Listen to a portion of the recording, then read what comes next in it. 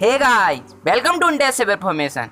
Guys, आज हम discuss करेंगे एक ऐसे विपदा के बारे में जिसने हमारे भारत के पूर्वी तटीय राज्यों बंगाल की खाड़ी में और उत्तर हिंद महासागर में बहुत ही हाहाकार मचा रखा है। दोस्तों, आज हमारा देश और पूरा विश्व ही इस कोरोना महामारी के चपेट में है और इससे लड़ रहा है और पूर्ण रूप से सफल भी होगा। परंतु इस दुर्भाग्यवश घड़ी में एक बहुत ही बड़ी विपदा ने हाहाकार मचा कर रखा है भारत सहित बांग्लादेश के पश्चिमी राज्यों में और भारत के पूर्वी तटीय राज्यों में, जिनमें पश्चिम बंगाल और उड़ीसा बहुत ही बुरी तरह प्रभावित हुए। तो गाइस, इस विपदा का नाम है सुपर एम्फन साइक्लोन। तो गाइस, आज हम शुरू करते हैं आज का सेशन।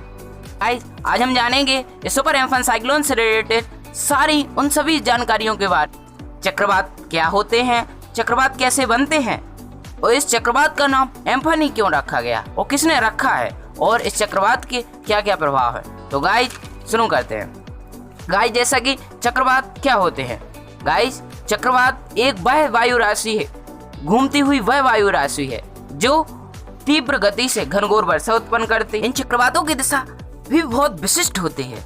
गाइस, जिस प्रकार हवाएं चलती हैं लो प्रेशर के कारण, वैसे ही इन चक्रवातों की दिशा को हम डिसाइड कर पाते हैं। गाइस, इन चक्रवातों की दिशा जैसे कि उत्तरी गोलार्ध में एंटी क्लॉकवाइज, जबकि दक्षिणी गोलार्ध में क्लॉकवाइज होती हैं। एंटी क्लॉकवाइज बोले तो सुई की विपरीत दिशा, जबकि क्लॉकवाइज दक्षिणावर्त सुई की दिशा में। तो गाइस, इस प्रकार यह चक्रवात बनते कैसे हैं। तो गाइस, जब समुद्र के ऊपर की हवा सूर्य से ऊष्मा लेकर गर्म होती है, जब समुद्र के ऊपर की हवा सूर्य से ऊष्मा लेकर गर्म होती है तो वह तेजी से ऊपर की ओर उठने लगती है। तो जैसे ही यह तेजी से ऊपर की ओर उठने लगती है, वैसे ही इसके पीछे की ओर का एक कम दबाव का क्षेत्र बनता है, जिसे हम लो प्रेशर रीजन कहते हैं। गाइस, इस लो प्रेशर रीजन के कारण ही वह हवा इतनी नम हो जाती है कि वायुमंडल में घने काले बादल छा जाते हैं और तेज हवाएं चलने लगती है और तेज हवाएं चलने से बादल छा जाने से तेज वर्षा होने लगती है, जिससे तटीय क्षेत्रीय इलाकों जैसे भारत के तटीय राज्यों पश्चिम बंगाल, आंध्र प्रदेश, उड़ीसा में आदि में भूस्खलन, बाढ़ आदि की स्थिति आ जाती है। इस प्रकार यह चक्रवात बनते हैं।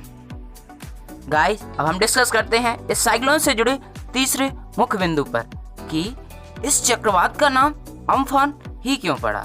गाइस, तो मैं बताता हूँ आपको इस चक्रवात का नाम अम्फन ही क्यों पड़ा।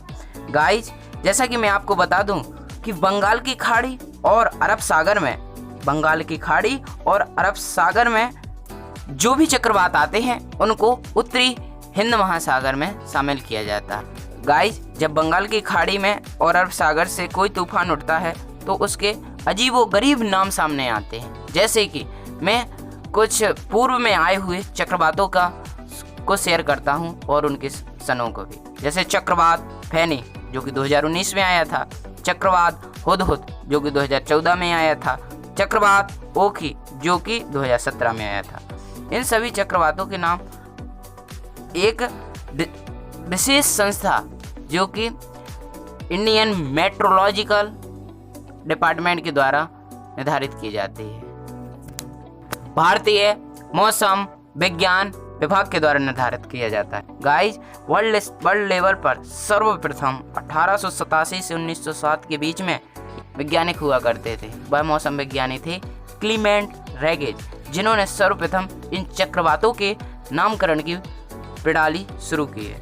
गाइस, अभी हाल ही में जो चक्रवात आया है इसका अम्फन नाम किसने रखा। तो गाइस, मैं बताना चाहता हूँ कि अभी जो हाल ही में चक्रवात आया था इसका अम्फन नाम थाईलैंड देश का, परंतु इस विपदा से निपटने के लिए जल्द ही केंद्र सरकार द्वारा NDRF national disaster response force एक टीम गठित की गई है और जो इस विपदा से निपटने के लिए NDRF टीम निश्चित ही कोई हल निकालेगी